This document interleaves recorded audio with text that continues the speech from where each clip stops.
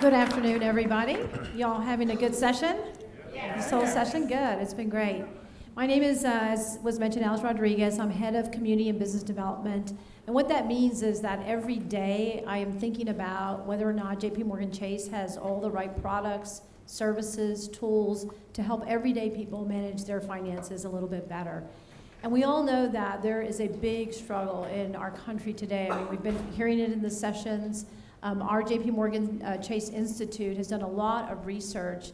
And in fact, 60% of American households will have some sort of financial shock in a 12-month period. And many, many people don't have the resources to really deal or absorb that shock. And that goes across all income spectrums, by the way. So the JP Morgan Chase Group has really been working hard with the Center for Financial Solutions Innovation to really figure out from a technology perspective, like how do we leverage technology to help people with managing those resources. Since its inception last year, or actually several years ago, the lab has supported 26 financial technology companies offering innovative financial products that have helped more than 2.5 million Americans save over $1 billion and create a better financial future. These companies have seen tremendous growth and collectively have raised more than $250 million in follow-up capital just by joining the program. And last month, JP Morgan Chase launched its 4th annual Financial Solutions Lab competition, once again aimed at supporting financial health through technology-enabled innovation. And this year, which I was really excited about, the challenge is particularly interested in products developed by entrepreneurs of color, women, and people with disabilities, and creating products that can help improve the financial health of often overlooked populations. So despite improvements in recent years, and this is probably not going to be news to this audience here, all women teams of entrepreneurs received just $1.9 billion of the $85 billion in total investment by venture capitalists last year. And only an estimated 3% of venture capitalists' workforce is Black, while only 4% is Hispanic or Latino.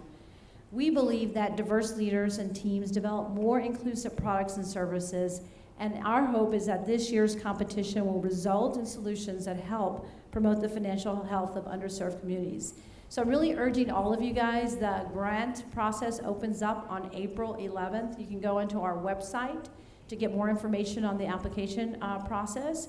But as you guys think about, the network that you have, the people that are coming up with some great innovation solutions, particularly as it relates to improving the financial health of underserved communities, I really want you to encourage them to apply for the grant. It's been phenomenal for me to see the 26 fintech companies that we have in our lab, and more importantly, how they have grown over the last 4 years to provide great products and services. So again, I really want to thank all of you for your support. Looking forward to the panel this afternoon, and appreciate all of you. Good afternoon, everyone. I'm Mary Airsom with Operation Hope, and I just, out of the agenda, grabbed the mic because I just want to offer a heartfelt, incredible thank you to Alice and her colleague, Rodney Hood.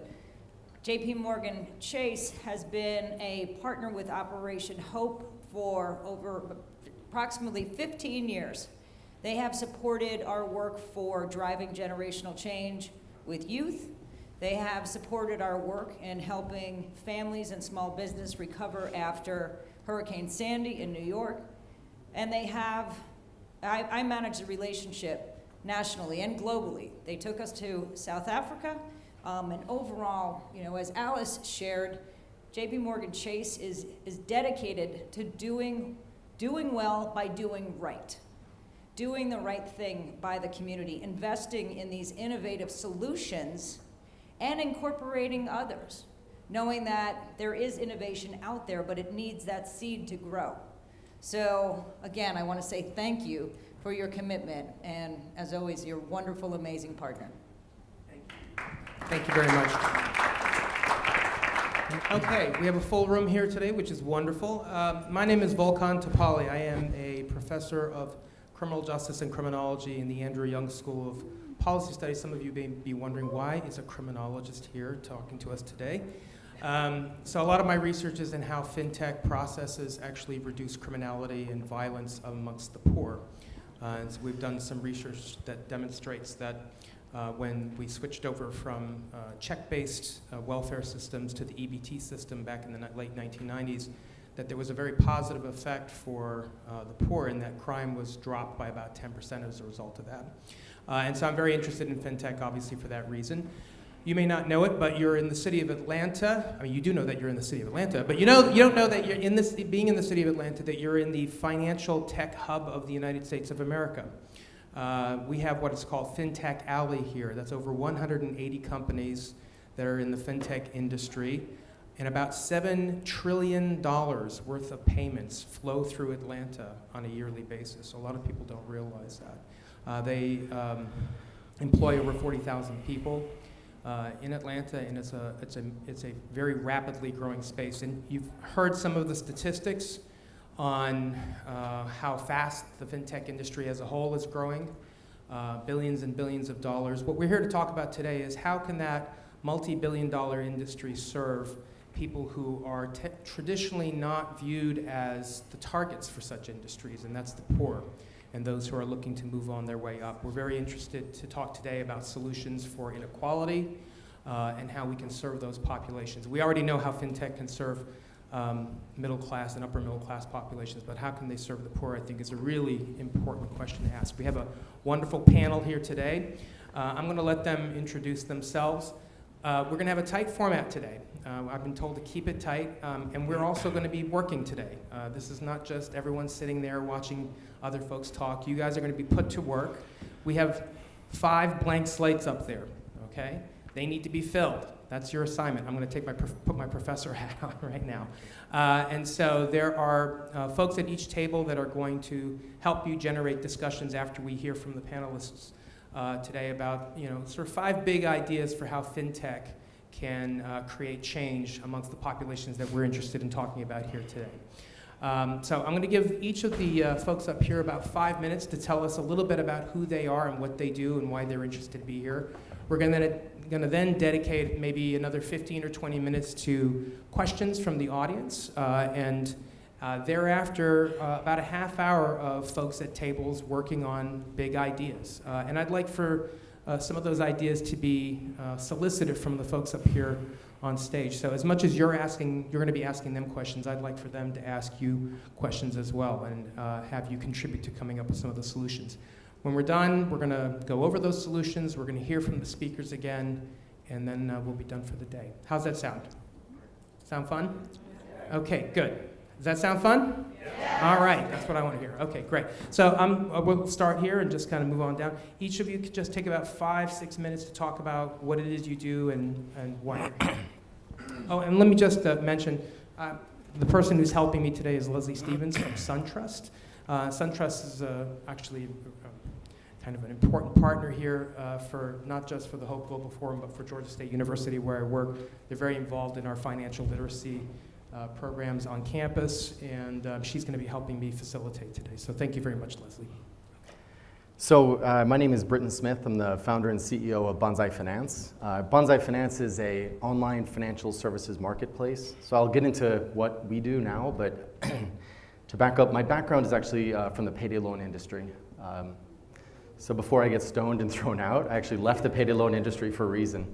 I worked for an international high-risk lending company running their European operations.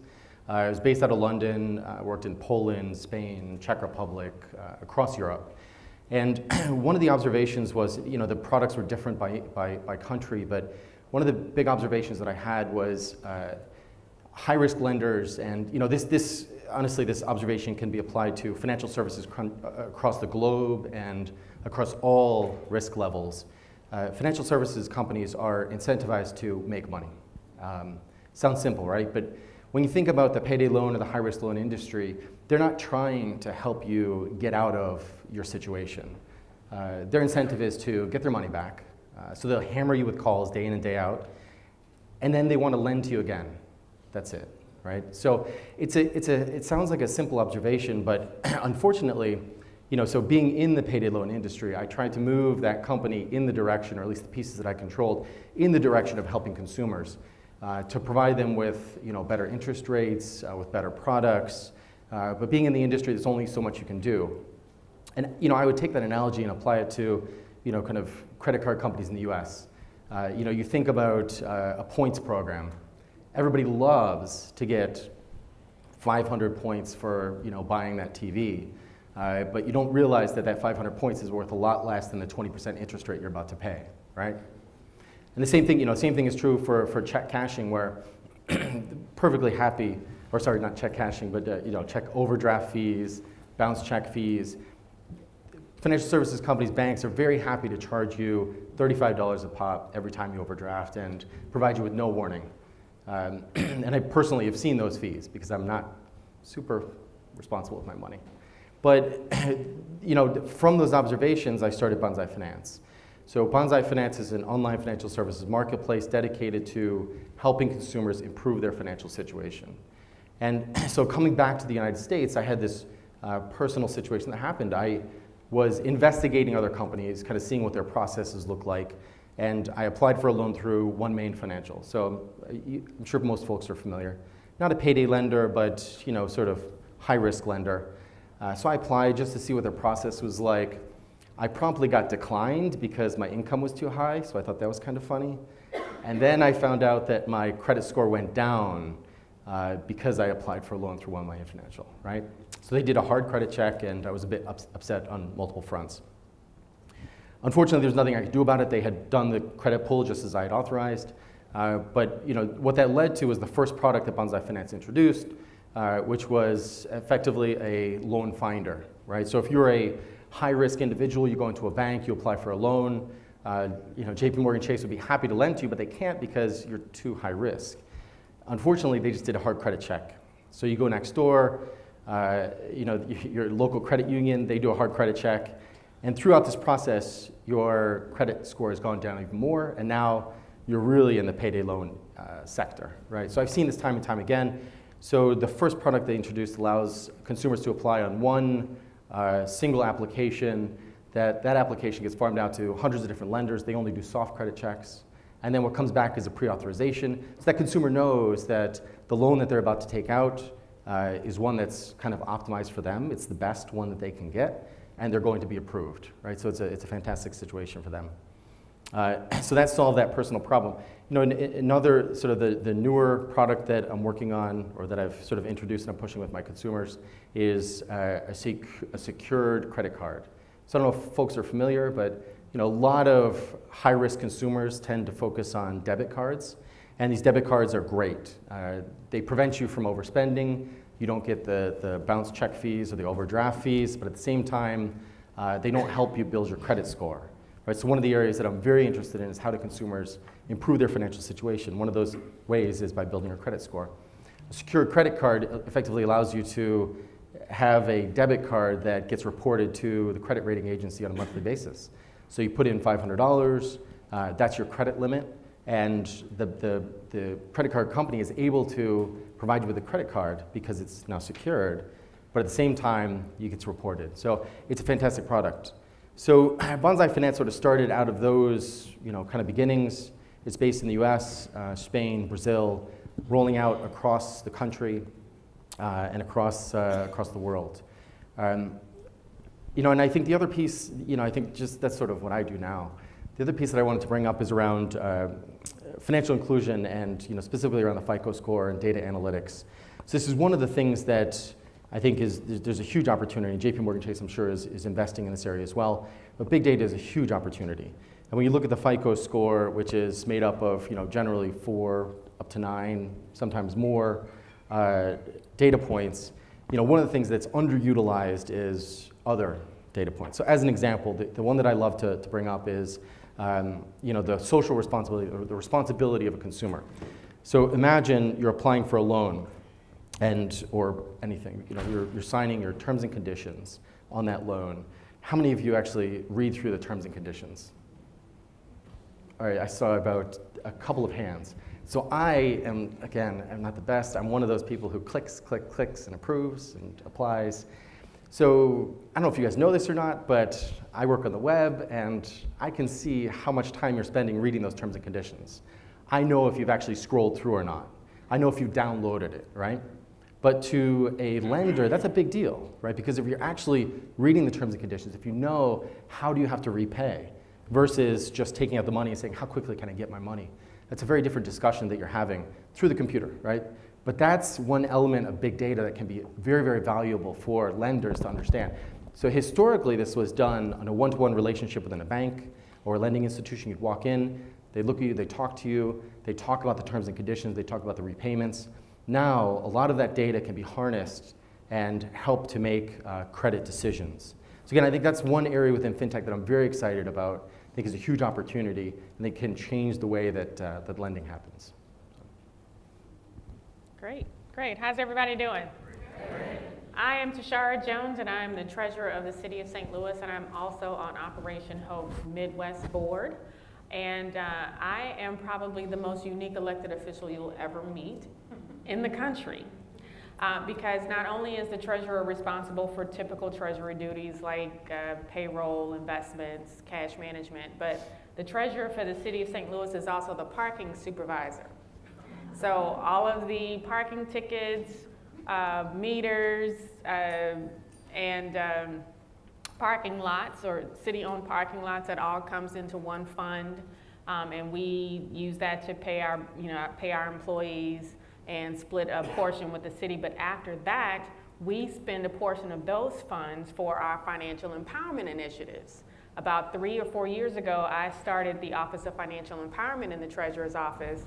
And so every time you pay a parking ticket or every time you feed a meter in the City of St. Louis, that money goes to help people learn better choices with their money through my office.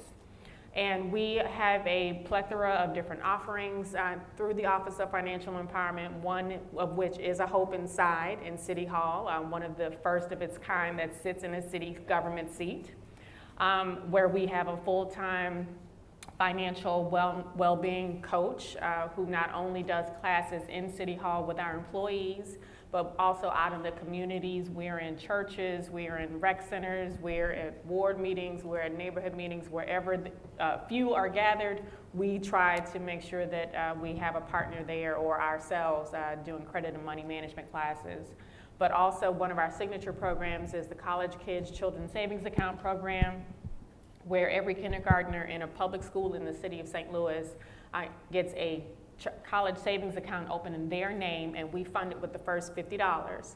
And they can watch those accounts grow through match savings, through perfect or near perfect attendance, and through their parents' participation in financial education courses, either in person, online, or via a phone app. And so I'm here today because we tried to marry fintech with our initiatives in the Treasurer's Office and try to meet people where they are, knowing that 70 to 80% of low-income communities or cell phone penetration in low-income communities is up to 70 or 80%, depending on who you talk to. And so they may not have access to a computer, but they may have access to this. And it guides a lot of their decision making, a lot of the research that they do. So we try to use technology wherever we can.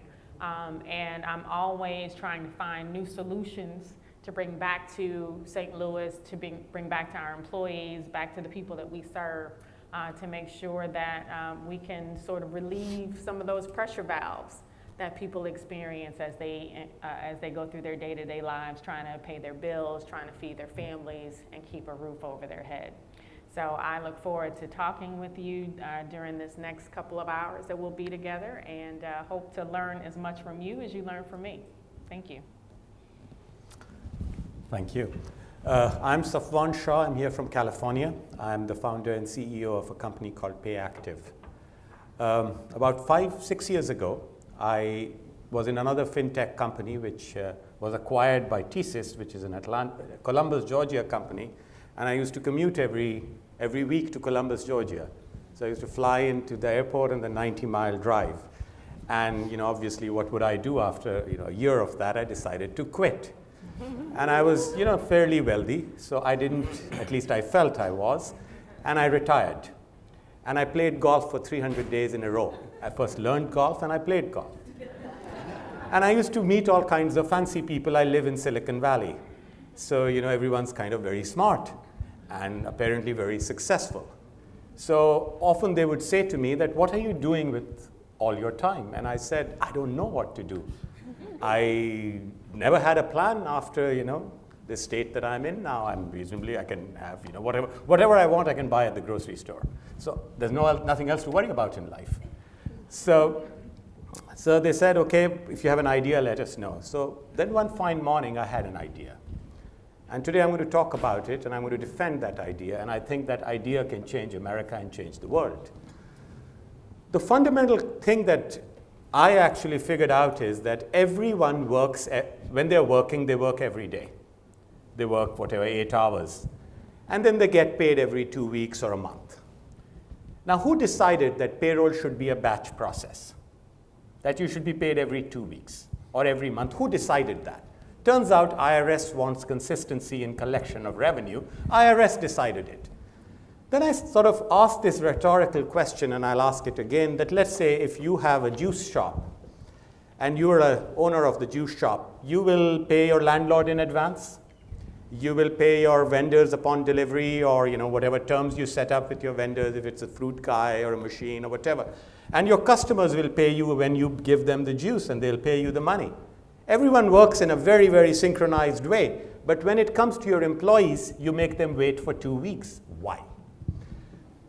Leave that question aside. The next thing I asked is that how much money is stuck in the system every week? Turns out 140 million people work in the United States. Per capita in the US, $50,000 roughly. So that means $1,000 a week on the average, not that everyone's making that much.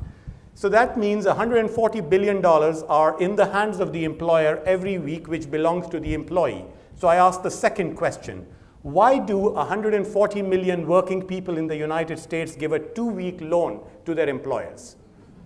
That's the way it is. And go ask this question of your friends over the weekend or wherever. Ask this question. And also look up Deuteronomy 24:15 or many of the scriptures. That what is all this about? So here's this guy playing golf, and he comes up with all these little ideas. And I say, okay, I'm going to go change it. And I will not go to the employee. I will go to their employers, because I believe in capitalism. So I went to the employers, and I said to them that, please, Mr. Employer, you're holding 1 week, 2 weeks of salary. And so they said, so go, what's in it for me? It's a beautiful question that employers ask. What's in it for me? How much do I get out of it? Well, legally, you can't get anything. It's their money. You pay them every 2 weeks. But then I came up with data. Every 2 weeks, and the lady who was from JP Morgan Chase of CFSI published a study, $140 billion a year, right? Fees for alternative financial services. Payday loans is actually a small amount. It's like $5, $6, $7 billion. It's not even as big a problem as people make it out to be. Banks charge $20 billion. And how many people, and there are people in this room, and I know you'll be shy, but you have paid overdraft fees. Another number nobody talks about is late fees. Take late fees out of Verizon and AT&T and tell me what is AT&T's bottom line.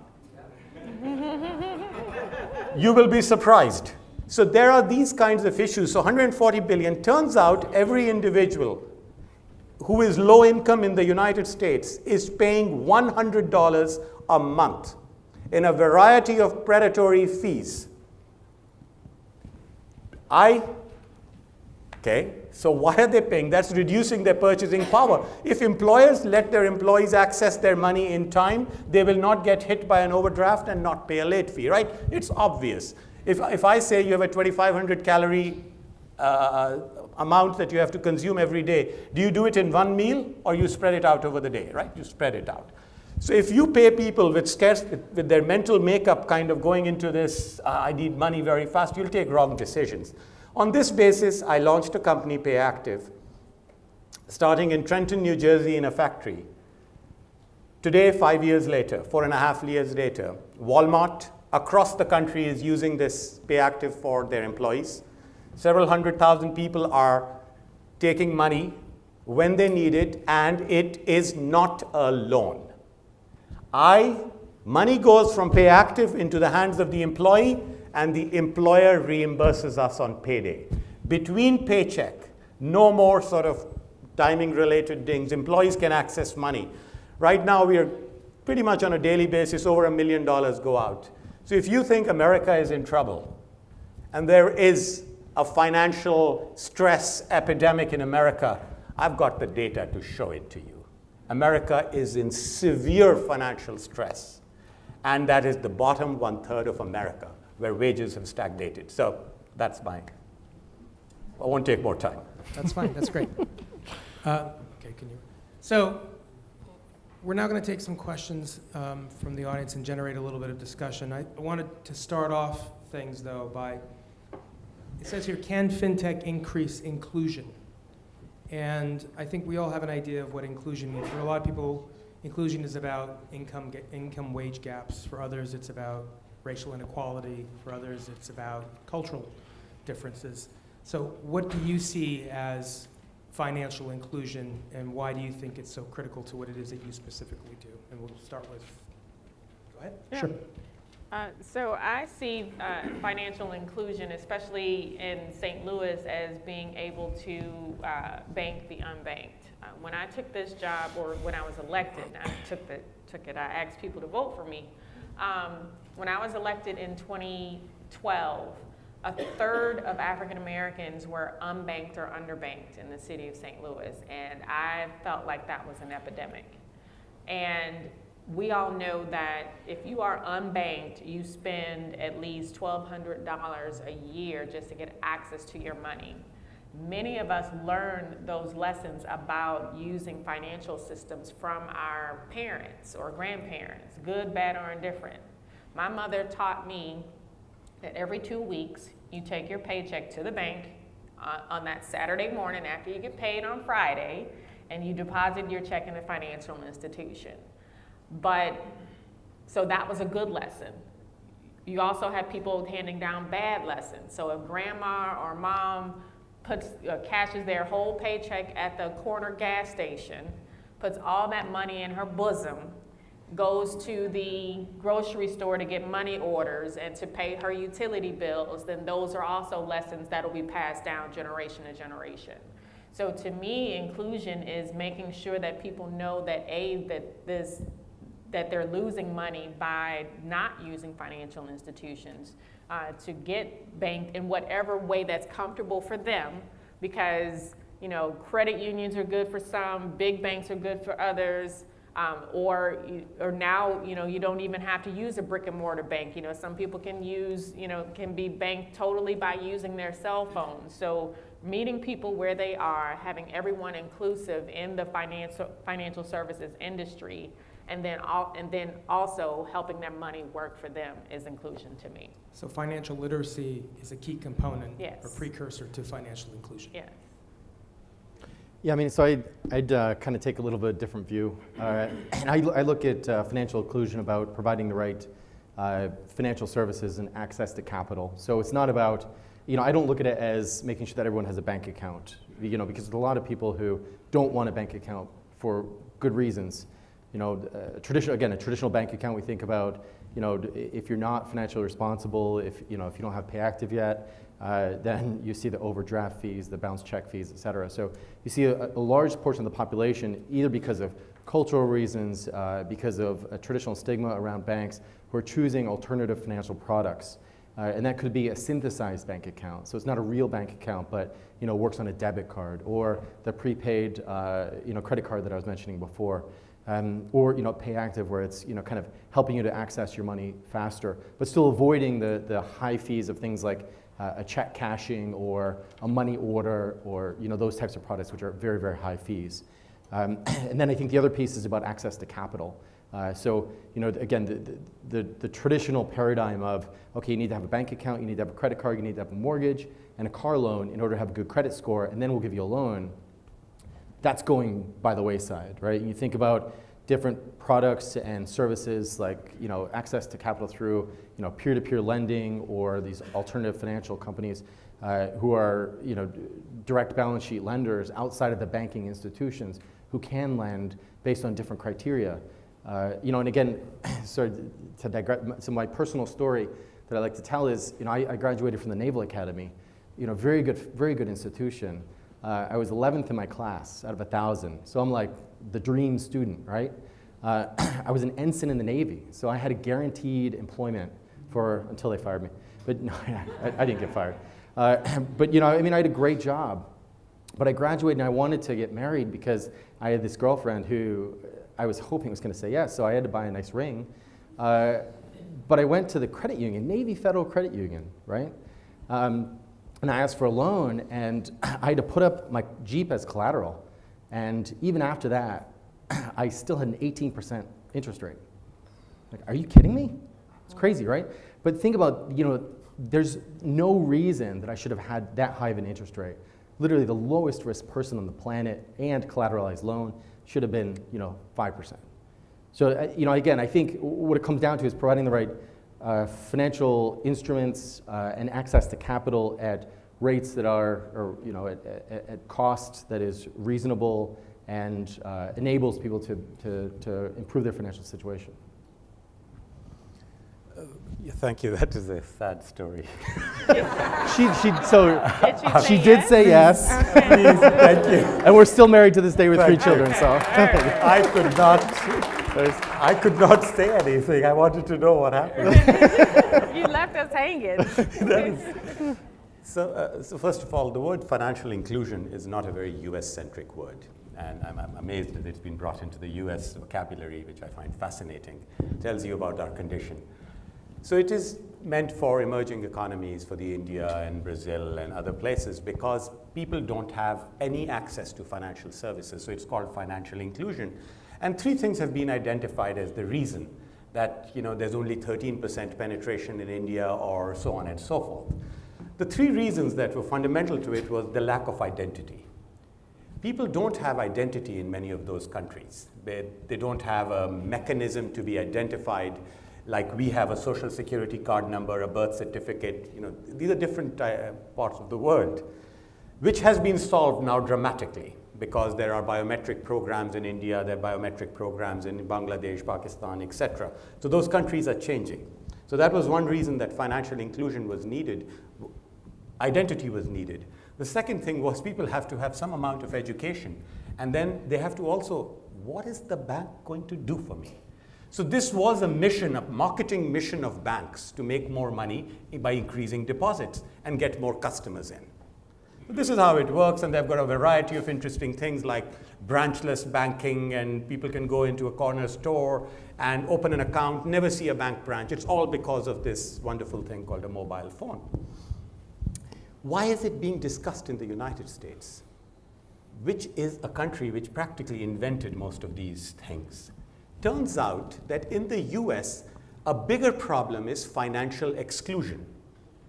In the last 30 years, we have excluded people from the financial system, and now the banks are waking up and saying, what happened?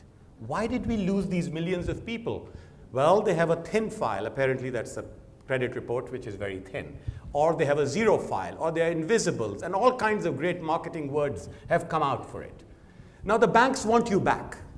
So banks want you back again because where do you grow? You've got 30, 40, 50 million people who are financially excluded. The challenge in bringing them back into the fold is that most people, when you open a checking account, you know what happens.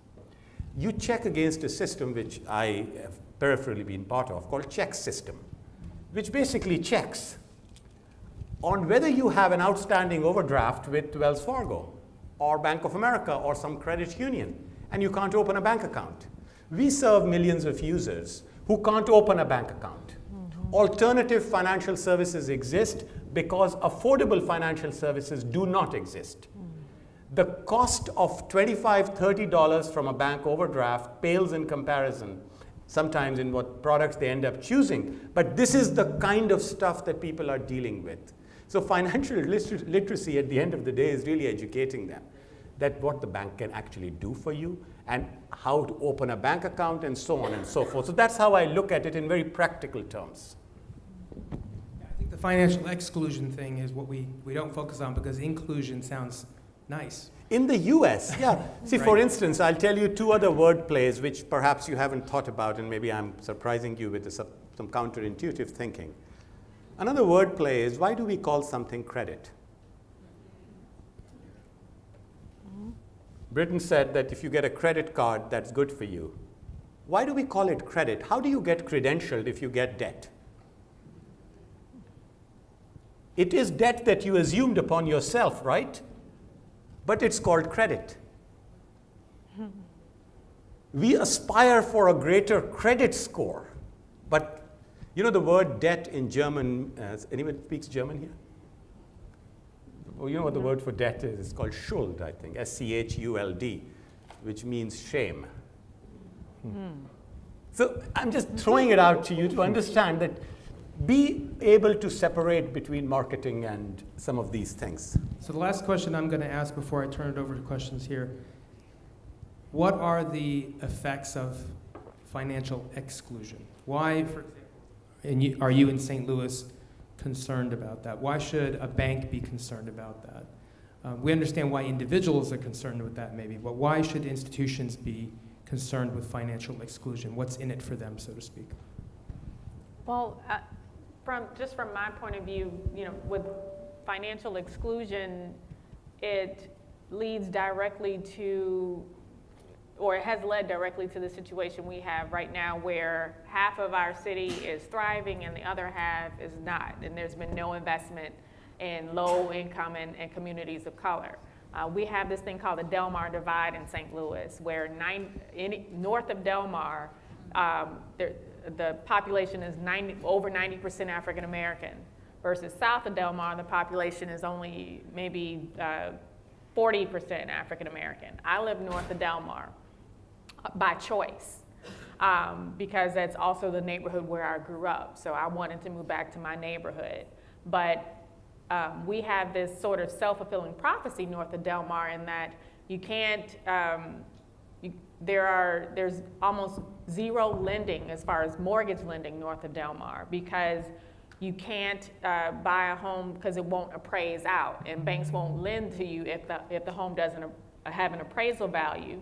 There's no appraisal value because there are no loans made, because there are no comps in the area in order to compare.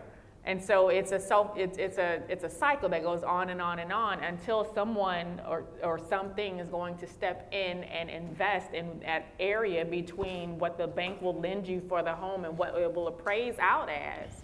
And because there's financial exclusion in this market where it's 90% African American, 90% low income, the average credit score is under 600, all of the bad things that you can think of when it comes to financial inclusion, right, or financial statistics. That's why inclusion is important to me, because that area, that we have a whole area of St. Louis that has been excluded from the market for decades. So that's why it's important to me in order to sort of reverse this trend. So, very, very quickly, I'd say that there's a direct correlation between access to capital and financial mobility and productivity. And this is true across all, demographics in the world, and, and even, again, coming from the payday loan industry, I saw it time and time again, even if a loan is very expensive, that can be the difference between someone repairing their car or not and keeping their job or not, right? And so, I hate to say it, but, the lending institutions at all levels, play a vital role, and providing access to capital is most important to, again, you think about starting a business, about buying a house, about, getting your car or getting something repaired, paying your lighting bill. So many problems can get fixed. And obviously, you can dig yourself a big hole, but it's all about access to capital. So financial inclusion obviously has a cost, and that is $100 a month, because that's what they are paying in terms of not being in the system. They are taking a title loan or paying late fees and so on, or subprime instruments like credit cards, debit cards. So that's very easy to understand. Financial exclusion has a cost. So now you have to bring them back into the financial system.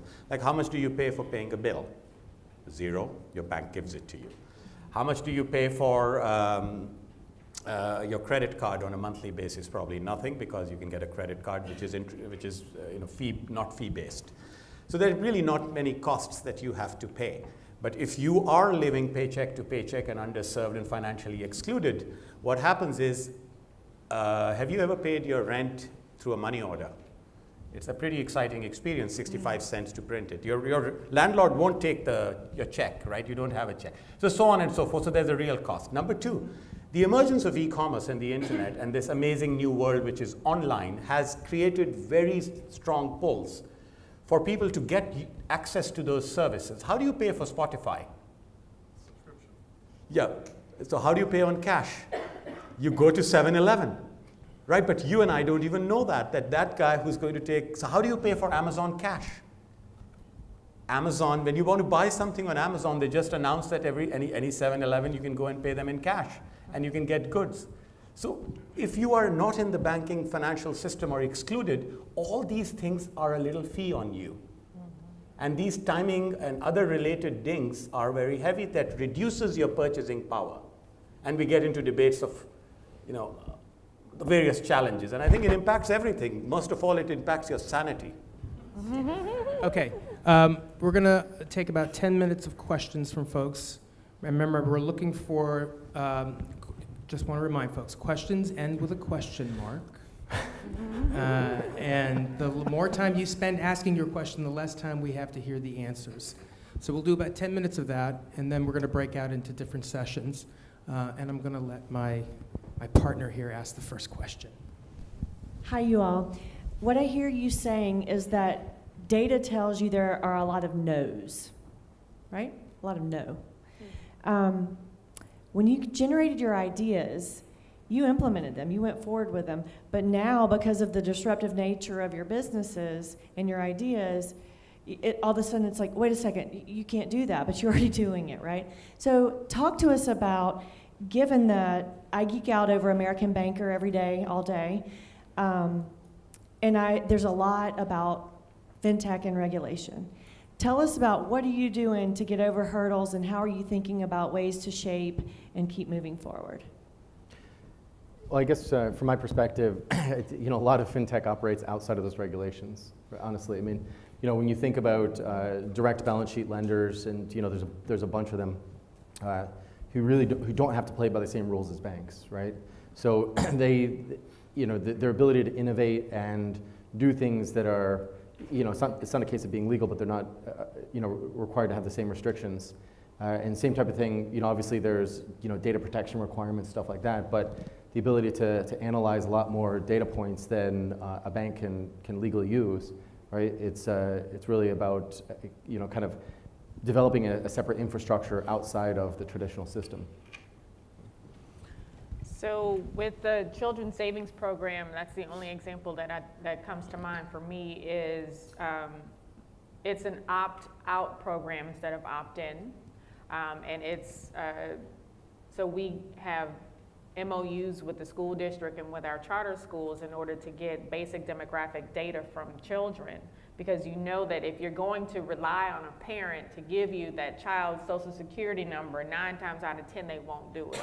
So we had to find a way in order to satisfy the bank's know your customer requirements, but also to make this an opt-out program that was universal for every child that entered kindergarten, no matter his or her immigration status, no matter, to knock all of those barriers out. So we used a credit union because they don't have as many regulations as banks do. That's the first thing we did to turn that no into a yes. The second thing is we used the child's ID number with the school, because every child in a public school has an ID number that has to be reported to the state so they can track that child. So that's the number we use as an identification number to satisfy know your customer requirements in order to open the accounts automatically. So we get a download from the school every October. We try to wait, kids do enter school late sometimes, so we try to wait till maybe around Halloween to get all of the data from the schools and then send that information directly over to the credit union to open, about 3,500 accounts a year with all of our kids. So regulation is a serious problem. Thank you for that question. Mm-hmm. So when we first, so I spent 3.5 years with meeting CFPB like 6 times a year. They would come to San Francisco, I'd go to DC, to convince and persuade them that there is a category of instrument, there's an instrument, a payment instrument, which is neither a loan, which is a typical credit product, versus, so when we were doing our wage advance kind of product, I was actually subjected to 26 attorneys on how much CFPB wanted to analyze and sort of dissect it to create the regulation. And then the regulations came out in the end. Because the big issue was that is the employer able to work with a third party to let employees access their earned wages? That was the issue. And I can tell you millions of dollars were spent by my company on lawyers for regulation reasons. Because innovation is costly. Forget the marketing cost and all that. It is hugely costly. When Walmart went live with us, we literally spent 3 or 4 sessions with various agencies because large companies are scared even of their shadow. And even bringing regulation out is a big issue. Now the biggest problem that I'm dealing with, and I'll tell you what that is, and maybe somebody will. So I started with this notion that financial security, dignity are the first steps. Financial security or security, dignity, and savings, right? Financial security is important for people. First, you get them to that state. Second one is dignity, so no embarrassment. It's your money. Hey, you can use your money, right? Nobody should hold your money, and you shouldn't have embarrassment to ask somebody about your money or talk about money. Final thing is preparedness for future. So how do you open a bank account for someone? We talked financial inclusion. How do you open a bank account? So we created a savings product, and I want a one-click opening of a bank account from a mobile app, a practical problem, right? There are plenty of young people sitting in their incubators and accelerators and imagining it. And then regulation comes and you can't do that. How do you open a bank account in one click in the world's most advanced technological country? Because regulation comes in. And the moment you open the bank account in one click, like Simple did in BBVA is there, how do you open it based on a social security card number? Turns out you have to first check with the entire system that does this person owe any money to any other bank? And if they do, you're shit out of luck. Right? You've experienced it. I've got a third of our users who can't save money because the banking system is a highly regulated or erratically regulated. You can't open a savings account. So we'll keep saying 90 million people don't have $400 in savings. Because you know why? Because we don't let them save money and don't get them tools to save money. One size doesn't fit all. For the lower income worker, we have to change the way we design products. We have time for a couple more questions. Hi. I see financial inclusion as having a broad scope.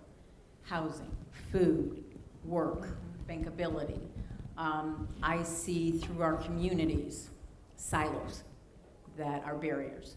So my question to you is, what are you doing to go past those barriers, to remove the silos, or what are you aware of that's taking place within FinTech that's removing the silos? So, I mean, my biggest focus is on education and inclusion. So, again, when you think about, the product that I mentioned before, the secured credit card, there's a lot of consumers that don't know about that. It can directly impact and improve your FICO score, but people don't use it because they just don't know about it. So, and I have a learning center where I'm pushing out articles about how do you pay back your payday loan, what are the things you can do before you take out a payday loan, caution before you take money out of your credit card, what are the best programs for you, all that kind of stuff, right? So I think for me it's a lot about education. There are certain cultural barriers that are very difficult to break through. But the educational barriers, I think, ones that we can directly attack. And I think when you think about the traditional financial institutions, there's in general a misalignment, and a lot of them will have educational programs that really are window dressing, right? They look great, there's a nice press release, and then it dies there. For companies like myself, I mean, I'm much happier when I'm the first click that they have when they first look at my website and learn about, the dangers of, payday loans and look at all the alternatives before actually taking out, a high-risk loan. We've been a little more direct as far as payday lending. In Missouri, we have more payday lending operations than Starbucks, Walmart's, and McDonald's combined, because there's very little state regulation on payday lending. So in St. Louis, voters recently approved Proposition S, which gives a occupancy permit. It increases the occupancy permit fee for payday lenders from, whatever it was, maybe $50 or $100 to $5,000 per year. And that money goes to pay a person to make sure that each lender is giving out an alternative to payday lending guide for every person who takes out a payday loan. That guide is generated by my office. So not only do we give out brick and mortar alternatives and online alternatives, which we'll be adding you soon. We also look at the root causes. So why are you there? Is it because you need rent or utility assistance? Is it because your credit score is in the tank and you need help, with credit counseling? So we give out those resources as well. So, but that's one of the things that we've done to try to, reduce some of the silos that are around payday lending and also around everybody that's doing this work, and bring that information into one place and make sure as many people get it as possible. I think I've said my piece on this. I think we have to, I think your question is, how do you take financial inclusion to everyone, and what are the mechanisms, and how technology can be used? And it's more, how do we address all of those aspects? So I've thought a lot about it. I'm a builder, right? I build things. And I have come to this conclusion that we have to reimagine the products that we build. So for instance, Mint is a very interesting product. People use it for budgeting. Does Mint apply to a $10 an hour worker or not? How does a low-income worker save? They make $2,000 a month. How do they save money? My grandmother told me 10%, okay? So that means $200 a month should go into savings, give and take, I asked people, I'll ask you, if most of you are not, nobody's an hourly worker here. If I ask you how much you make per day, you don't know the answer to the question, even if you're salaried. Ask it of your friends where you work. Ask your next person sitting next to you, how much do you make per day? They won't know the answer. Then walk out and ask the janitor or a call center operator and ask them, how much do you make per day? They'll tell you $146.30. What savings tool do you think should be designed for such people? A time-based tool. When they get caught in traffic, their reaction is very different from when you get caught in traffic. That 30 minutes is a cup of coffee for them. It may be not being able to make the rent payment because they get paid $5 less, right?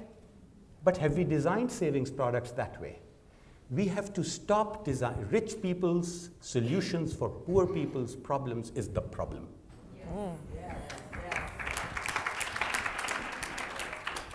Reimagine. I have actually two questions. The first one is for you in the city of St. Louis. You talked about a third of the people being underbanked or unbanked, and you opening up the financial empowerment. So I want to know what measurable success you've seen with that. And then the second question I have is for the gentleman next to you, which is about Pay Active and what you said you're seeing in terms of Walmart with people being able to access that money. Have you seen anything in terms of the wellness of the people as a result of being able to access that money? I know I quoted the statistic that a third of African Americans were unbanked or underbanked when I started this process in 2013. I think we're down to around 19 or 20% now. And that's according to the recent FDIC study. So that's kind of the metric that we use to measure that. And then also just sort of anecdotally, as we have started this savings program and have also worked with our workforce development arm, we've increased the amount of people who do have accounts. So you have 10,000 plus children now saving for college, and each one of them has their own individual account. also the credit union has been tracking those families to see who had they opened additional accounts for their families based on their relationship with us, and we've opened about 350 additional accounts for the families that are in their program. Then we also have an additional program with the same credit union that gives every child, I call them children, but every young person that has a summer job, a checking account and savings account, and we make them take a savings pledge. At last check, over 2,000 of those kids have their own checking account. Over hundreds of thousands of dollars has been deposited in checking, and at last check, about 70,000 of that is they still have a savings account or an aggregate balance of about $70,000 saved, and these are 16 to 18-year-olds for the most part. And they probably take that learning and share it with their family. We hope so. We hope so, because in my opinion, the best way to get to families is to use their kids, and I'll use them all day. Safwan, you had That's the a great question on outcomes and how do we measure it. So now that scale is so large, I can sort of look at America in county level and whatever level. So and this was a big question for me on impact and actually quantitative impact. So we kind of look at it in two ways. Right before the transaction, when they're accessing, say, $100 of their own money, and right after the transaction, when they've accessed the money, we want to see what is their behavioral mindset. And so we collect those answers and we analyze that data. So the 2 or 3 studies have been published, and I was just talking to her. One of the studies came out of Missouri from the university, which actually got emailed to me a couple of days ago, on how we impact the lives of the lower income worker. Then Harvard Kennedy School has published a study, which if you look for PayActive and that. So what they found is that there are 2 ways to measure these kinds of things, and this goes back to the whole notion of credit and debit and credit cards also. One type of measurement is what we call calculated measurement, a brutal, cold-hearted, quantified, treatment, control group, treatment group, and PhD researchers, and I was one of them at some point in my life. We do it very well, and we really cold-hearted way we come out. This data tells you this. However, more recently we've learned, and everybody's learned it, that there are calculated measurements and there are psychological measurements. What is the joy you feel when somebody gives you credit? And are you a better person in your neighborhood after that? What is the joy you feel when you have the right to purchase a home and a loan to do that? So there are psychological effects of a variety of things. What is the psychological effect if you have $50 to take friends out for dinner? And that is something that you want to do. What is the psychological effect of that? I think it's enormous, but how do you measure it? So we started in Walmart and other places, and some data I can talk about, others I cannot. The scale is so large and the impact is so huge on the employee side, on the low-income worker side. The employer is benefiting in like spades. Recruitment is easy, retention is skyrocketing, but what's happening to the user? Turns out they're getting closer and closer to a state where they can actually open a bank account. 32% are paying bills on time. 32% are either getting out of payday loans or some loan or the other. So these are the big things, right? The timing-related dings in life are what the death by 1,000 cuts every day. That's what we remove. So the data is very compelling on our website. There are user stories and all these cool infographics, but bottom line is I'm telling you, it works. Okay, so we're gonna. Just one quick comment. I gotta move on. I'm sorry. Okay.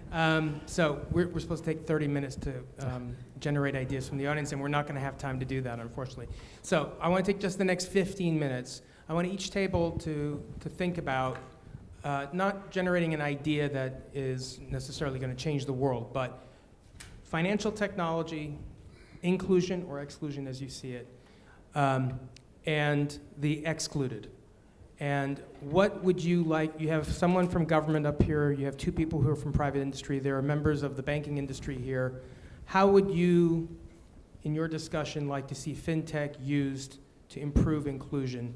And what do you think that the outcome of such an improvement would be? Okay? And what we're going to do is have all of you have those discussions. One person's going to stand up at the end when I call time.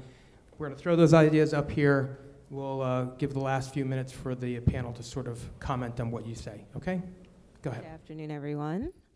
Our approach to addressing the needs of these unbanked individuals was to try to meet them where they are and really help to address some of the things that they're doing. So if they're going to a payday lender, let's stop that action and let's work with them on getting money orders and things like this. We don't necessarily have to implement a platform, but we do need to re-educate them and meet them where they are in that sense. And we also need to work with them on a change management plan from a cultural perspective so that they really understand what they can have and what the vision could be for their lives if they were to make different decisions. So maybe a preemptive intervention approach, right? Getting to people before they get in trouble, so to speak. And financial technology could probably be very useful for that. Okay, next table. Like that group, we felt education being pivotal in terms of driving the change and having more inclusive environment. We felt that there needed to be education in terms of the convenience. There's a cost to convenience. So in terms of the prepaid cards, if we could team up with organizations to get communications out there so people are more informative consumers. Also, we also felt that we needed to create more awareness about financial education. So how you were talking about financial empowerment, also teaming with the schools, delivering some types of workshops to increase the financial capability. So ours was really about education. So one thing to consider is that perhaps when we think about financial technology, fintech, that it's not just about the exchange of money, but that it incorporates education as a component, right? Yeah. Okay, good. Next table. Hey, good afternoon. Our group talked a little bit about your treasurer of St. Louis. It sparked an idea that a problem that I've been working on in Memphis. I work for the equivalent of the treasurer's office in Memphis. And we're trying to convince our city to implement direct deposit or required checking accounts for our summer youth work programs. So thank you for that idea to partner with the credit unions and require an opt-in program. Also linking it with financial literacy programs. Can I respond to that? You can also work with your state legislature. So Missouri has a law on the books that says that employers can have mandatory direct deposit as long as it is free for the employee. And so we have a law in the books that does that. So one of the first things I did when I became treasurer was I required all city employees to have direct deposit. And those who didn't choose a traditional bank or credit union, their benefits were received on a pay card. And that pay card had all of the benefits of a regular checking account except no checks. So those are some ways also that you can address city employees or government workers having access to direct deposit. Our group focused mostly on systematically remodeling products to be more appropriate and available to low-income populations. So we talked about reimagining the cost structure of banks through digital banking, something that ING Direct has started to go on to reduce the costs that would normally go into overdraft fees and make banking services more available to low-income populations, although we also talked about regulation and the kinds of regulations that would need to be addressed for that to be feasible.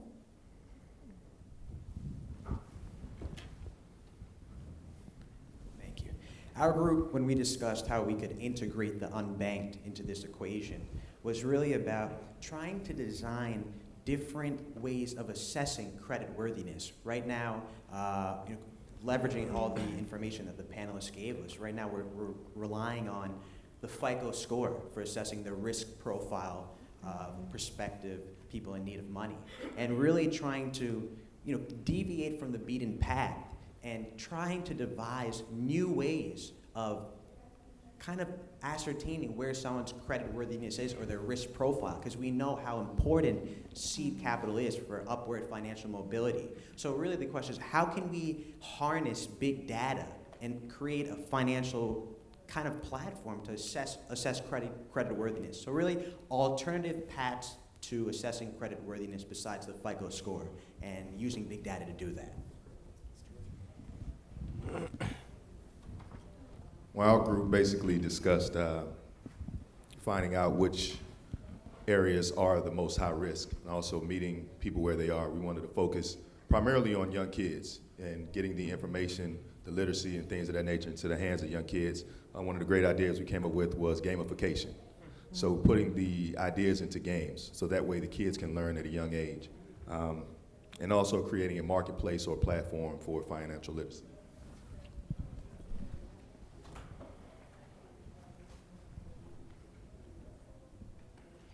Our group was really focused on ease and understanding, filling the needs where they are for behavioral change, automation that's easy, such as paychecks that are then linked into the ability to prioritize and make your payments on time so you don't utilize your money in a way that would distress you.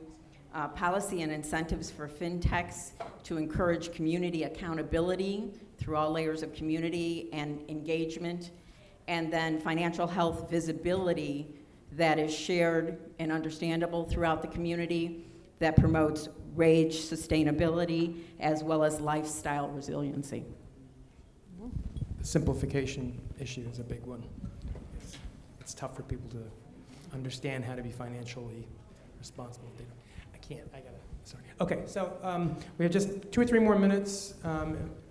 Just your responses to any one or some of these ideas, something that you see. I'll just touch quickly on one of them. I talked about big data, but the literacy and gamification I think is a huge opportunity. And specifically within fintech, there's a great, so we all think about what are the one-to-one programs that we can do, what are the the educational programs that we can do. It's a huge opportunity to integrate financial literacy and education with your app. So, where they're talking about the PayActive app, to release the funds, you need to watch a video or answer 3 questions, right? Or even, on the younger side, thinking about, how do you take the financial education and really, gamify and say, look, you're not going to get your allowance until, you go into this app, answer these questions, go through the process, right? So really tying everything together, I think, there's a huge opportunity where obviously, Operation Hope is very focused, on, when the need happens, addressing that need. There's a great opportunity for us to, build in that literacy earlier on in the process to prevent those bad things from happening later on. And again, I'm not developing that technology, but I think, maybe Stefan, that's something I'll hand over to him and allow him to figure out how to gamify it. So there was a table that talked about alternative credit scores, and we are currently working with one of the credit bureaus. I can't remember which one because I always get it wrong. I say one of them and it's actually the other. To talk about alternative credit scores. So using other data that's already out there that they already have. To develop sort of an alternative credit score, because big data or companies already know if you're paying your bills on time, but yet when we pay our phone bills, our utilities, that data isn't used towards building a credit score. You could have a family that's paying all of their bills on time, including their rent, but still be credit invisible because they don't have a credit card, or because they don't participate in the system that, and to borrow from what my friend says over here, because they don't participate in the system that the U.S. has built to determine what their credit score looks like, right? So there are a couple of credit score companies that are looking at, what other alternative data they can use to build people's credit scores. Yeah. I was struck by the term preemption. Preemptive is very important, and we know it works. It was done in the healthcare system, where preemptive medicine and preemptive treatment, remember those, we use this antibacterial thing, and that saves so many lives per year. Then they discovered that beds in hospitals should be inclined a certain way, and that it doesn't create edema and all that. In financial stuff leads to bad things. It's like steadily eating upon you. So preemption is very important, and catching them young, somebody said that is important. Mm-hmm.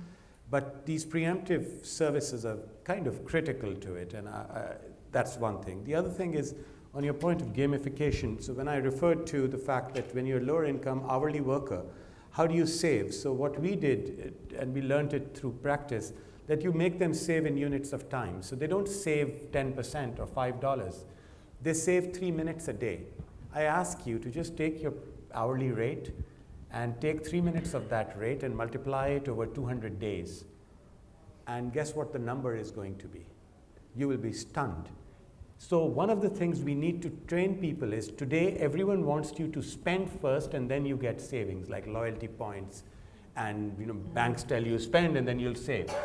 Why not? And people have tried things like price-linked savings. These are all great ideas. Another way to think about it is, why don't we allocate from the very source? And what is the source where you earn? And how do you earn in units of time? So why can't I save 5 minutes a day? When we tested it, it was dramatic, 90% adoption. So a new 401k for, these are the kind of things that I talk about: preemption, and catch them young, and reimagined products. That's great. It's been a wonderful panel. This went by very, very fast. I think we could have spent another hour here, no problem. We wouldn't be having anybody fall asleep, unlike what happens in my classes. I want to thank everybody here. I want to thank JP Morgan Chase for supporting this Idea Lab. I think this was really terrific. And I really want to thank the folks up on stage. Let's give them a hand. Thank you so much.